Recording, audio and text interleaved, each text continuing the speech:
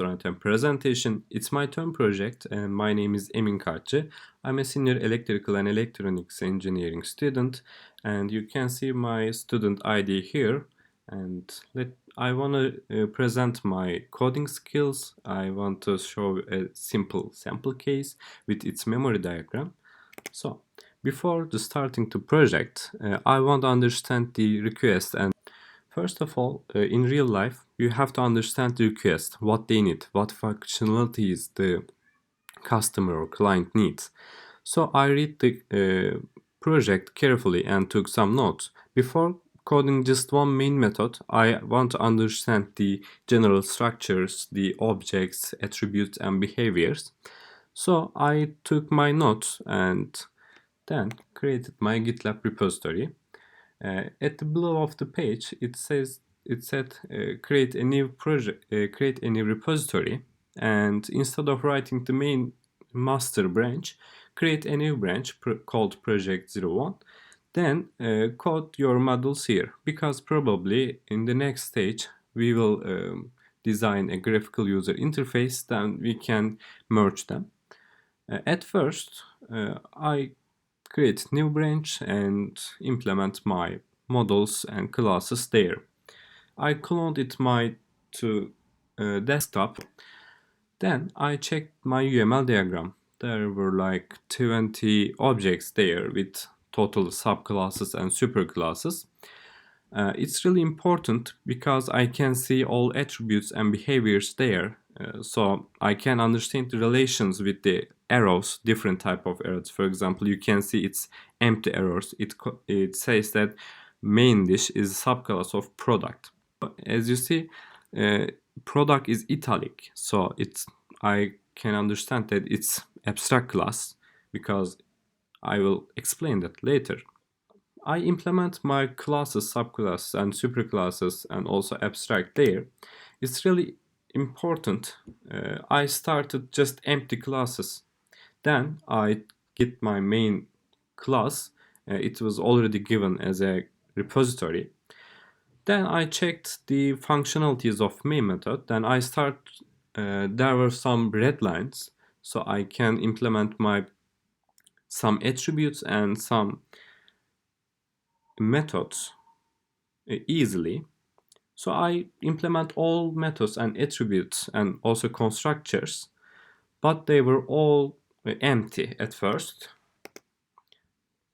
Before writing them, I want to be careful about abstract, super, and subclasses because if I make a mistake there, then it will be really hard to debug and fix them. So I don't want to get confused in future. I implement all methods, attributes, getters, setters, constructors, and some of methods were still empty. By looking to cases, I implemented them one by one. You can see my commit repository. I committed all easy steps, so I will never forget, and you can see my process. I want to explain abstract class more. For example, if there is no product, there are beverages, main dishes, or some burgers, some products, but there is no product. First of all, I will never allow the user or other software engineer to create a product object, so I made it abstract so that I can use some empty methods. I only write their signatures, so every subclass have to implement them. Then I use some extra methods and array lists because I want to increase the efficiency and I want to show you some different skills. I implement waiter array list to assign randomly waiters easily. While getting new employee, I want to increase the ID easily. Here, be careful. My ID starts with 1. For example, at first employee, the size is 0, then I add 1. The employee ID starts from 1, goes to infinity, theoretically. Okay, then I implement all methods, all attributes, all constructors, and I got some results. I start the debugging. I check all given sample case, the results were matching. I use different case and I add many system prints, system out prints to see the process, and it seems good. There is no problem. However, even if there is no functional error, I realized a mistake. I made the order of the super constructor string selling price and purchase price. However, I misplaced the dessert and main dish at first. The order was name, purchase, and selling price. As long as I put the right numbers here, there is no error because it gets selling price and assigns this dot selling price. But in close feature, I maybe go another company and new software engineer may confuse. So I have to fix it. It's not an optional. You have to assign tags uh, accurately. It's really crucial. Then your project can, in future, your project may have has some errors, and they cannot debug it. Lastly, I create a simple case. I create one restaurant, two employees, two products, and then one order. You can see my main method here. And in my restaurant constructor, there are two methods, init employees and init products. I create the array list at first, then I add Monica and Rose, then create product array list, add two products. One of them is main dish called pizza and then beverage called Coke. Okay, here is my memory diagram. It's a huge diagram, so I put a link here. If you click them, you can go to my Google Drive and there are 3 steps. Here also 3 steps. At first, I started to show you from until the end of the restaurant constructor. It's step 1. You can go there. You can double click it. And it has a high resolution, so don't worry, you can see every step. There is a restaurant primitive type of pointer. It points restaurant object, and at first, as you remember, there was init employees, and it just creates employee and waiter array list at first. Then I create Monica string, then my superclass, then my cook subclass. I assign their values. The name is a string pointer, string is an object, so I have to present them as a separate. Then I add rows. It's like the same, but the waiter one, and it has an order array list, and I initialize it instantly. Then I add them to my employee and waiter array list. You can see that my waiter is pointed from both employee and waiter array list. So I can reach the same object by using both of them. Then here's my products, again a string and super subclass main dish. There is no specific attributes here.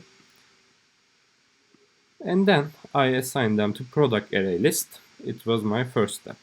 Then I create some new order. So you can still go same place, but the step 2, I have a new order here, and it points just an order object, and it has product array list. Okay, then my last step is end of the main method. You can go step 3. Then you can see my new orders. I assigned 2 items. First one is what? Pizza, and second one is Coke. Then it's important. Here is my waiter. Here is my waiter object, and it has an orders array list, and I add item 0 as an order, and I connect the new order to my waiter, so I can hold the new order. So I can calculate the expenses and revenue. Okay, here it's the end of. Let me show you my code. It's working. It's on my Eclipse, I believe CS code, but instead of using Eclipse, I'm comfortable with Visual Studio Code. So let me show my timeline. There are my commits. There are many commits for sure. Okay. Let's go my main wish method. As you see, it's my presentation mode branch. I can change my git checkout project 01, and my main method is the given main method. And let's see my timeline here. Okay. Let's run it. So, I want to manage restaurant and list employees. There are 4 employees at first. Let's calculate the expenses. There are just one cook and there is just one cook and it's tax. Then what can I do? My revenue should be 0. Okay. Let's create an order. Add products and lemonade. Add product and cake. Then complete order. Okay. Then let's manage restaurant and calculate revenue. Here's my new revenue. Coke is 3 and lemonade is and okay. Anyway, let's add new employee, add cook called Emin, and my salary, let's say again 100, and go back to main method, calculate the revenue, calculate the expenses. Order expenses is here, and employee expenses goes increased, and my total expense also true. It seems nice. Exit program. Thanks for Emin software. I have a company called Emin, and my name is also Emin, so you can check it on internet. Let's clear here. Thanks for your attention. I hope we can meet at school. Stay healthy and well. Take care. See you.